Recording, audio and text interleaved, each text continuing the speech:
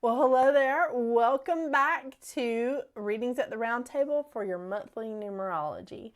I'm Jennifer, and I'm very happy to be here. I'll be honest with you. This has been a really interesting month for me. I got a cold at the beginning of November. I haven't been able to do a lot of my live shows, and my voice is still a little bit sketchy, so you may see me like in between eating a lot of cough drops or hitting pause a lot because and having the video being a little disjointed because of my coughing. But I have gotten through a really bad cold that went to a sinus infection and then an ear infection, which I haven't had in forever. So I am very happy to be able to report to you for your monthly numerology in December. Oh yeah, here we go. I have a lot to tell you about December. Okay, so the last month of 2024 is really wrapping up this wonderful 8-year with a lot of like interesting stuff happening, and also helping push this year of manifesting that we've had, this year of intense manifesting energy, abundance, like whichever way we went with it. Remember how at the beginning of this year I said this can be a year of abundance, like you can manifest an abundance of really good things or abundance of really crappy things. So it's been an interesting year for this little Virgo, I'm just saying. But December is not going to shortchange us at all. We kick off December, the last month of this 8-year, with a new moon in Sagittarius. New moon in Sagittarius hits its peak on December 1st at 1:21 a.m. Eastern Standard Time. I know. It's good. And I have a little surprise for you when I get to the end of the month.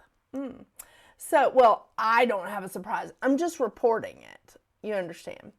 On December 6th, we have Mars going retrograde in Leo. Now, Mars in Leo going retrograde. Mars goes retrograde every couple of years. And the last time it went retrograde, it was in Gemini for like 8 months. And that was just like a nightmare for me personally. I don't know. A lot of other people experience the same thing because Mars in Gemini, not its finest place, not a happy place. Mars in Leo, pretty okay. It is. However, Mars going retrograde in Leo is telling us to slow down, is telling us to stop, think, before we act, before we speak, before we start communicating with people. Like, really just stop and slow down, because Mars in Leo is more, it is internal, but it's more of more about recentering things, because this is putting, or we're starting to recognize some of the challenging aspects that are coming towards us when we're trying to reach our goals or we're trying to move forward in any way. One guy online said it was like moving through sludge. It is. It's slowing us down. Excuse me. Because we need that time to recenter, and we need that time to reflect, and we need that time to look around at the challenges that are coming towards us, keeping us or slowing us down from moving forward, because we may need to be in that place of reflection or recentering. And that's especially true for the fixed signs, because Taurus, Leo, Scorpio, and Aquarius are going to be feeling this at the first part of Mars going retrograde. Mars is again retrograde in Leo until January 6th, when Mars retrogrades back into Cancer, and now we're putting the cardinal signs in the hot seat: Aries, Cancer, Libra, and Capricorn. And Mars will be retrograde until February 23rd. Now, when Mars goes retrograde into our like super sensitive Cancer, that's going to make it more of an internal reflection. So just some like fun happenings here in December. On December 7th, we have Venus moving into Aquarius, and we also have Neptune going direct. Venus in Aquarius is fun-filled. I mean, Aquarius is fun-filled. How many Aquarians do you know that are just like, they're the life of the party? I gotta tell you, there's a couple of Aquarians, and you know who you are, that when you guys call me and say, hey, I need an appointment, I will drop everything to run to your phone call and be like, what you got? What you got? I love it. On the 15th, we got some good news because Mercury is going direct in Sagittarius. What? And it's coming at the perfect time because we also have a full moon in Sagittarius on the same day, on the 15th.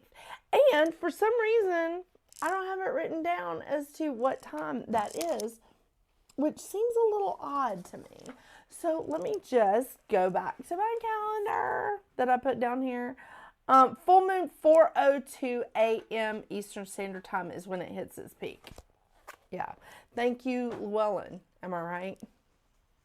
On the 21st, we have the sun moving into Capricorn at 4:21 a.m. Eastern Standard Time. On the 24th, we have Christmas Eve for those of you that celebrate. On the 25th, we have, again, Christmas Day for those of you that celebrate. But also, Hanukkah begins on the same day. Happy Hanukkah. On the 26th, we have Kwanzaa beginning. And on the 30th, here's that little bonus, that little special treat for all of us. We have our second new moon of the month. New moon in Capricorn that hits its peak at 5:27 p.m. Eastern Standard Time. I did double check that time. It is 5:27 p.m. Eastern Standard Time according to my Llewellyn's calendar. This is, of course, our second new moon. So this is a black moon, to use the vernacular. This is typically more intense energy. So we have a lot of our pagan friends, like a lot of our Wiccan friends, that they use this energy in rituals and spells or intentions because it's definitely more intense and it intensifies all of those practices. This is definitely a very powerful time, and I love that we're wrapping up an 8-year in this powerful energy. I love it. So just get your intentions, set your intentions for the 2025, the 9-year that's coming. I think this is lining us up perfectly. I love it. So we are wrapping up December. We're wrapping up 2024 with 3 planets and South Node in air, 2 planets in fire plus North Node, 2 planets in water, and 2 planets in earth. We also have 3 planets that are retrograde: Uranus, Jupiter, and Mars. So I really do feel like this is an excellent time. It's very balanced energy. We don't have just like everything in fire or everything in earth. It's really, really balanced energy, and I dig it. I really do. So I want to get out the crystal of the month. You know I didn't forget. So let's see what that is. The crystal of the month is rhodonite, not rhodochrosite, which I mean, those names get mixed up a lot, but it is rhodonite. So I want you guys to see this. It's so lovely. I have lots of different specimens of this.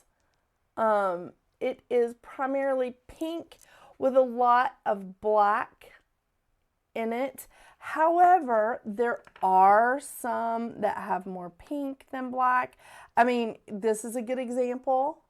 It came from the same batch, so, you know, this I can't, you know, I knew that was going to happen. This is more pink on one side, a little bit gray. And then I have some of these that I love these, but they want to roll around. These 2 are fine examples that, again, I just wanted to give you guys some really great examples of rhodonite before I read from the books. So one book is, there it is, rhodonite. It has healing properties of intoning practices to escalate sound and amplify your connection. It is also excellent. It is an excellent heartstone that helps shed old patterns and pain, which when I looked at the definition itself, it's the exact same.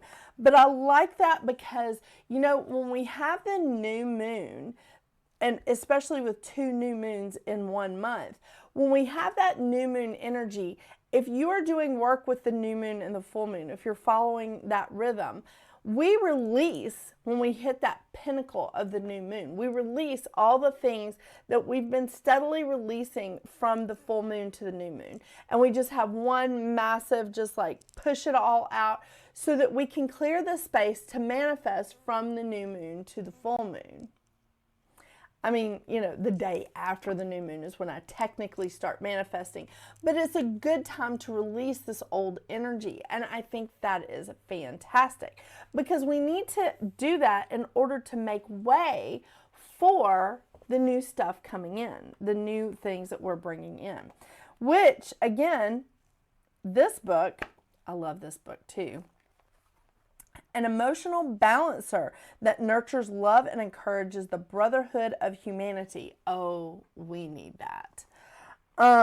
It stimulates and heals the heart. It grounds energy, balances yin and yang, and aids in achieving one's highest potential. This stone has strong resonance with forgiveness and assists in reconciliation after long-term pain and abuse, and is beneficial in emotional self-destruction and codependency. I like this. In past life healing, it deals with betrayal and abandonment, clearing away emotional wounds and scars from the past, whenever that might be. I like that because it could be anytime, right? It could be from past life or just last week. Whenever that might be, and bringing up painful emotions for transmutation. It promotes unselfish self-love and forgiveness. It helps in taking back projections that blame a partner for what is really inside oneself.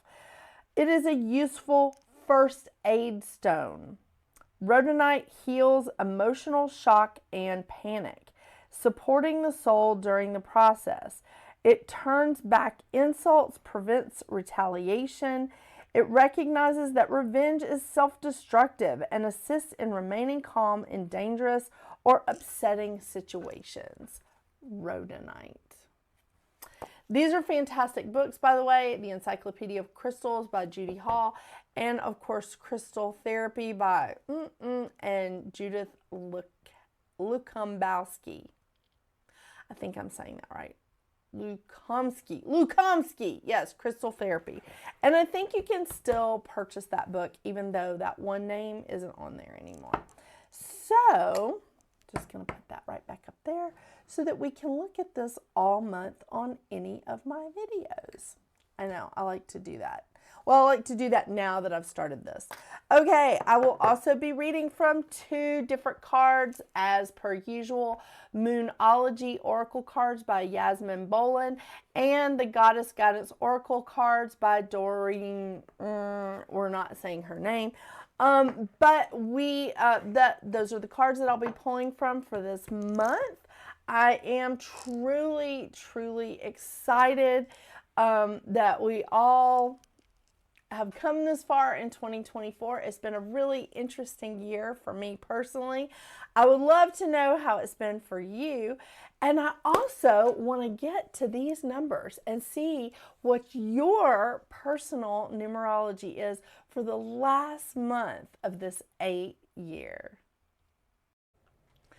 Hey everybody, real quick, full disclosure. This is another day of recording because my voice just like totally gave out. So I had to continue this on a different day. So, trying to keep up the continuity, not good at that. I try really hard because I'm a Virgo and I really like for things to be perfect. But the sun is shining today, and it hasn't been because it's been raining a lot. It's been really cloudy. And so I'm not bitching because the sun's shining. I love that it's a sunny day, but I really like it has to be sunny like right now after the cat has just pulled down my blackout shade. It's really perfect. So the lighting is going to look different. Hopefully my voice lasts like the rest of the readings that I'm doing today. Because I also have a couple of clients scheduled in. So we'll see how that goes. But one other thing is I've been doing projects with my kids. So I've paint on my fingers. They're not dirty. Please do not come at me in the comments or DM me or anything and tell me that my hands are dirty and that I should take better care. I've been doing projects with my kids and they are like, they don't look the freshest, okay? But they are clean. I have washed my hands. I've scrubbed them. But there's still some paint and there's still some stuff like on my fingernails. So whatever. But still very, very excited to see all of you back.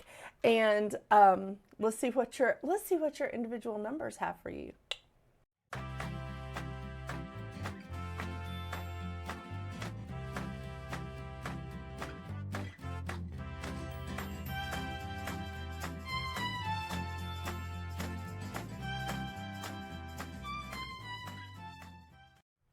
Hello, Life Path 7.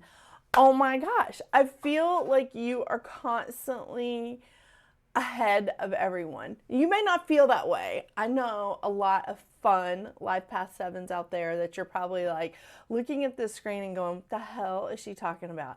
Okay, here's what I'm talking about. December for you is a 9-month. See, I feel like you're like ahead of the rest of us, because we're moving into a 9-year. So you are getting to see like a little bit of a preview of what like the whole next year is going to be like, right? We're definitely getting a preview of a little bit of what next February is going to look like for you. But all of December, this is going to be sort of a prep for you moving into this 9-year. So, Life Path 7, with the 9 energy, we have the mantra of I embody the flow of this moment with courage to change. Oh my gosh, I can totally feel the energy of the 7 just like boring into me going, is she out of her mind? Courage to change? What? Yeah, I thought I was going to sneeze. Hang on. Okay. It didn't come. Okay. Oh! I can't mess up these eyelashes. Just put the damn things back on. Okay, so 9 energy is all about transition, completion. It's rebirth. It's releasing. This is fantastic energy. It is definitely not the easiest energy, but let's be frank, shall we? 7, you have not picked the easiest life path number. You haven't. It's not bad. It is not bad. There's no bad numbers. You know how I am. There's no bad numbers. But you have definitely not like entered into the easiest of the life path numbers because you're all about spiritual growth and spiritual expansion. When you are in a place of spiritual growth, that is like blood, sweat, and diarrhea. Let's just get into it. You are all about the connection to each other, to the universe, to nature. You're all about that connection, but you're about expanding yourself spiritually while you're here in this lifetime. And like trusting your own judgment, like listening to your insight and trusting it. Aha. Yeah. And when does that normally happen for most of us? In our 40s?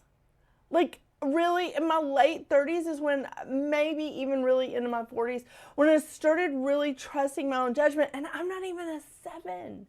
So that being said, 9 for you, this December, this energy is going to be about choices. It's going to be about choices. It's going to be about embracing that phase change to fulfill your life's purpose. You are stepping into a really wonderful month, and 2025 is going to be a phenomenal year. It is not going to be the easiest. However, I feel like you laid a lot of groundwork here, Life Path 7, because, 2023 was a 7-year. 2024 has been an 8-year, so it's been like a bit of abundance, but we're stepping into, again, like this time of change, this time of completion. And really, it's a time for you to just be like, I can be generous. I can be generous with myself, and you need to do that. Be generous with yourself, and then it sort of overflows into other people. This is definitely, the energy of the 9 is definitely a time to use logic, which, again, right up your alley. We don't need to put all that, fluttery emotional stuff in. Okay, that's the Virgo in me talking. But this is a great time to remove clutter. This is a great time to purge, whether it's physical or spiritual. Yeah, just get all that energy out, from past jobs, from past relationships, from just past things. And it's just like, we don't need to carry that into the future with us. It's not going to serve us. So I love the 9 energy because, again, it's helping us to move towards the next step, towards the next phase with courage. And that's a whole thing about that 9 energy, is moving towards a new beginning with courage, because you can't have a new beginning without having an ending, without having a completion, without having that transition. Yeah. The lesson of the 9 is to recognize patterns. Yeah, maybe not great ones, and let them go when they are no longer serving us and no longer serving our well-being. Hugely important, hugely important. But again, you're getting a jump start on this 7, where the rest of us are going to be stepping into this 9-year and being like, what? Yeah, you're getting a jump start on it. I love that for you. I really do. So, excuse me. I'm sorry. I don't mean to cough into the microphone. The shadow side of the 9 is fear of change, fighting change, which could cause us to become impulsive, moody, and maybe even a little careless with money. But I'm going to be talking about this for a whole year. Whole year. Yeah. So again, you get used to it before the rest of us do. And I think you're going to be ready to step into 2025. I love this. I do. Remember your shadow sides. Self-imposed isolation, self-doubt, running from problems or decisions, and insecurity. We're not going to embrace those things. We're going to feel them. If they come in, feel that energy and say, okay, I'm feeling a little insecure, feeling a little doubtful about this situation. Don't camp out in that, okay? We're not camping out in it. We're moving on and moving to a better place. I love it. Because your mantra is, I am graceful spirit, finding insight, beauty, and peace all around me. This is what you're here for. Love it. All right. Let's see what the cards have for you today before one of these cats comes and jumps on my space. Yeah. So, it's not raining and they still want to be in. I mean, because the one, especially Mouse, is more of a feral cat. So he goes in and out quite a bit. But he's feeling really comfortable in the office today. Just waiting for him to, invade the space. You know what I mean? Okay. Can you see this? I don't want you guys to think I'm hosing you on this. Okay. We'll take it. Aria Cura. Come on. You can focus. There you go. You are just getting started. So have patience with yourself and the process and do not give up. It's blossoming. Life Path 7, you're blossoming. I love it. Seriously, can you focus? There we go. You are just getting started. So have patience with yourself and the process and do not give up. I don't really see 7 as a give up kind of energy, but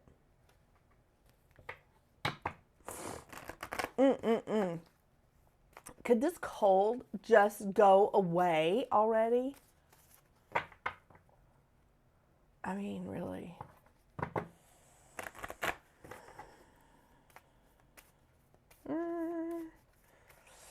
Okay. Next card. Oh, work through your fears. New moon in Scorpio. I like that. And as I have mentioned, December does have 2 new moons. So, super fun. God, I really feel like the sneeze just trying to exit. Okay. New moon in Scorpio. Work through your fears. Ah, there we go. This card suggests a rebirth. Huh, what a shocker.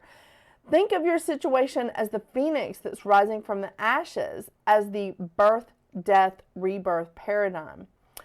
That's what Scorpio energy is all about. Whatever you've been through, there's a new start ahead. It might be a little dark. It almost certainly won't be rainbows and unicorns, but it will be deep and transforming. This card also suggests that if you know you are magical, then this is the time to work on your magic. We're all magical, by the way.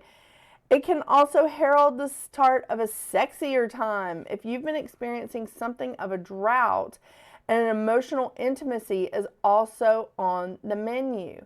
Scorpio is the sign that likes to go deep into the body, mind, and spirit. So when this card comes up, there's nothing superficial about what's coming your way. Attune to the moon and have some sexy time. You could be like Justin Timberlake and bring sexy back. Oh my gosh. I'm so funny, really. And on that note, Life Path 7, I hope you have a wonderful, wonderful December. I hope that I'm so excited to bring in 2025 with you. Thank you for sticking around with me in 2024 while I went through my changes and transitions. And until we see each other again, get out there and make your magic. Bye.